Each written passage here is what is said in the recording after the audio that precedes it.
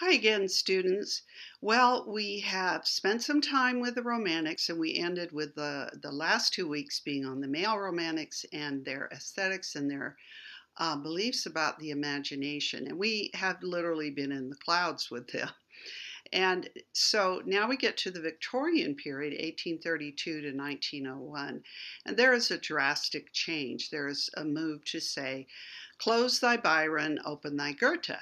And what that means is you've just read Byron and how he's in the Alps. Manfred is, the great thinker and wise man who has moved amongst the stars and amongst the gods and come up with his own philosophy of solipsism and negative romanticism, where the writer and the thinker and the individual is alone without society.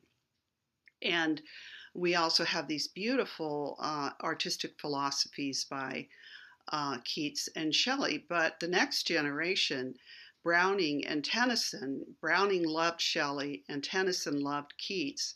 And both of them felt like they would carry on the traditions of those writers, but found very quickly that the styles and the content weren't what the Victorians needed.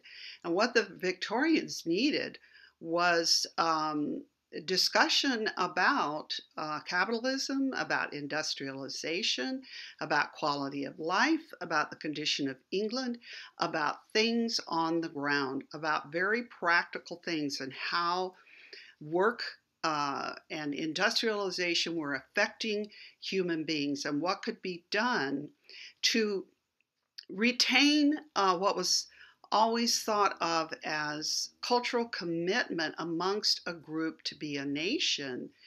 And capitalism seemed to be that force which desired to tear groups and peoples and classes apart. It is a time in the 1830s and 40s when the British feared another French Revolution on the part of the lower classes.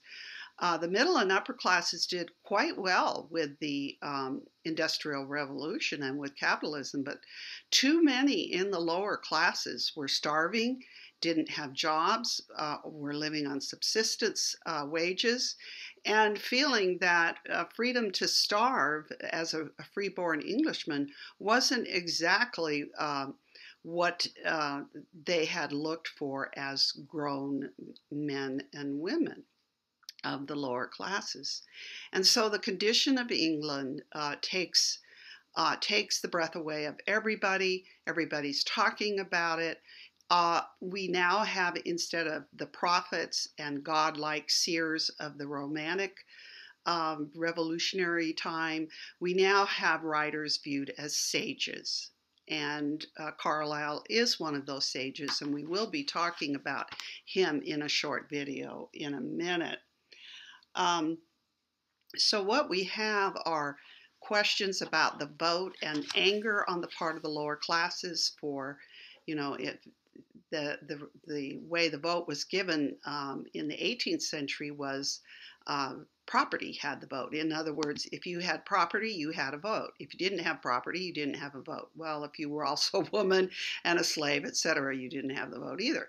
But lower class men gradually throughout the century in Britain started getting the vote, and the British started realizing that is the way it had to be. So the vote was an important question, and work life and wages were very important questions. How do we treat human beings when they work?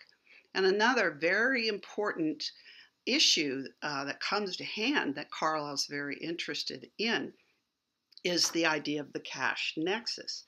And the cash nexus to Carlyle was that the only thing holding people together in the Victorian period, under capitalism, under the Industrial Revolution, was cash. That exchange of cash, that hands no longer held each other to show love and communion amongst peoples in a society, but merely and only to pass money. And writers in the Victorian period are desperate to find ways to get beyond the caste nexus, to find communion and love and commitment between the people of England.